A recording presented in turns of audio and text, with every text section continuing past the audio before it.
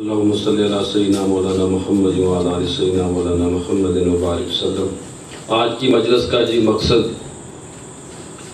ہمارے ہر دل عزیز شہید پاکستان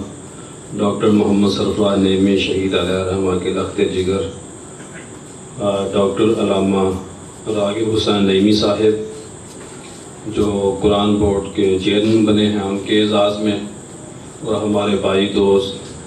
مولانا ڈاکٹر مفتی محمد انتخاب نوری صاحب جو چیف کوآرڈینیٹر بنے ہیں مذہبی امور کے اور اوقاف کے، آج ان دو احباب کی خوشی میں